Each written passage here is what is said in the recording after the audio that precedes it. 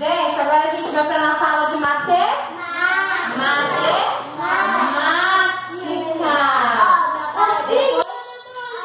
Depois a gente fala os números. Quem já andou de ônibus? Quem já andou de ônibus? Levanta a mão. Você nunca andou de ônibus? Você já, Maria? Você já, Serena, andou de ônibus? Máscara, uma máscara. Já andou? Sim. Vocês conhecem aquela música?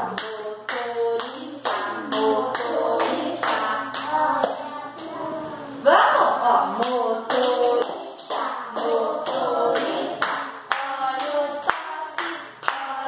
pote, não é de borracha, não é de borracha.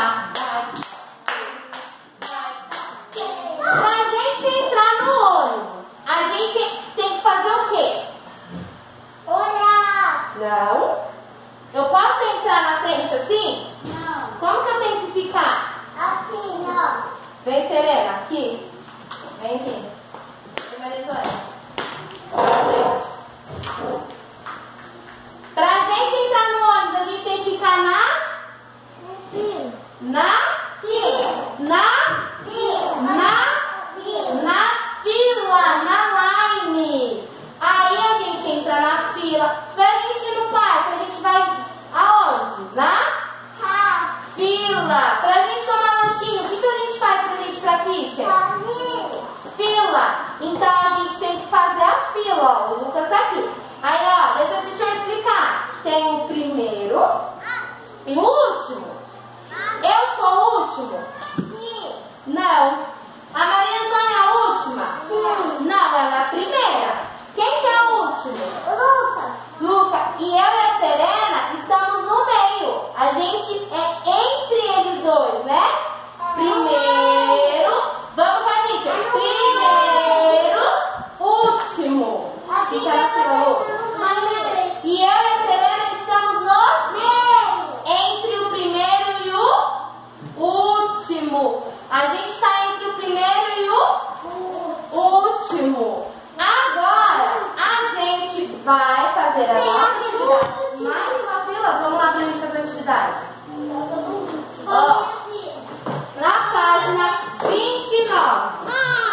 Eu já perdi. A gente tem 3 amiguinhos aqui, ó. A Bibi, põe o dedo na Bibi.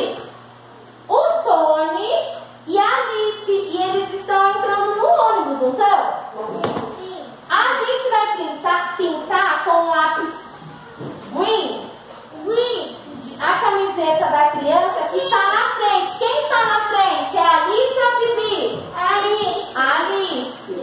A gente vai pintar com um lápis de cor yellow a camiseta da criança que está no meio.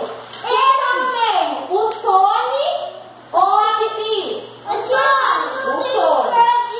E a gente vai pintar a criança que está com a cor bege, que está entre eles dois. Quem que é? A Bibi.